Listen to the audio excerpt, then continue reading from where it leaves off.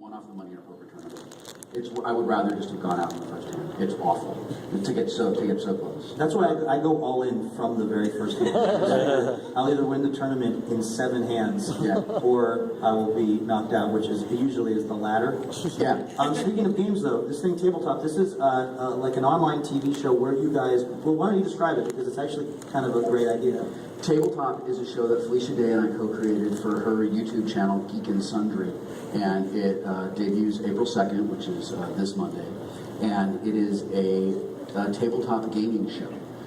She asked me when she got the channel, she asked me if I wanted to do a show together, would I be interested in doing a show that was maybe about board games, maybe I would review games or something like that, and I told her that sounded cool, but what sounded even more interesting to me was getting people together, because we have a lot of interesting friends, and we would play board games, tabletop games, together, and it would be sort of like a combination. If you made a Venn diagram of like Celebrity Poker and Jon Favreau's Dinner for Five, and then added a third circle that was like no douchebags, and then circled and then all of that resides in a big circle that is tabletop hobby games. That was the idea for the show.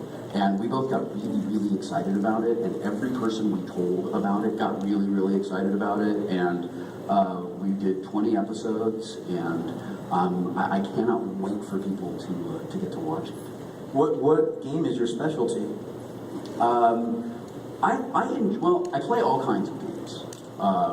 Just about every style of tabletop game, from the miniatures games like Warhammer 40,000, or like its new cousins, Battle Lore and M134. I love card games like Flux and Munchkin and Dixit, and my favorite though are the Euro style board games. Games like Ticket to Ride and Settlers of Catan and Alhambra, Puerto Rico. How do you you have a family, you do a lot of work stuff. It sounds like that could be a full-time occupation, playing the games that you just named. It's just sort of a hobby for me. And it is a thing that I did with my kids when they were growing up. And it's a thing that I do with my wife now. And it's I guess some people might spend their discretionary time watching TV or playing video games. That is bullshit, except for The Big Bang Theory. And that's just, I don't do that. I was, as mentioned, speaking of Big Bang Theory, I was working on Big Bang Theory last week, and Jim Parsons and I sat next to each other in a scene. So we sat next to each other for hours, days at a time, while the scene was rehearsed, and then we shot it, and then we went in front of the audience. We were talking about things, and it occurred to me that Jim's not on Reddit, so we didn't have a lot to talk about. Because I was like, did you see that hilarious meme picture? And he was like, I don't know what you're talking about. And I realized that I really don't live in like pop culture. I live in nerd culture.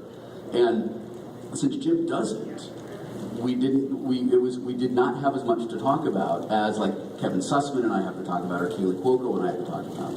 Wait, she lives more in nerd culture than Jim Parsons does? Yeah. Yeah, she's still my heart. She's probably one of the bigger, like, genuine nerds in the cast. I want to ask you a little bit more about Big Bang in a minute, but since you mentioned this idea of geek culture and nerd culture, I feel like there has been, this con has like 40,000 people are going to be here, something crazy, and the Big Bang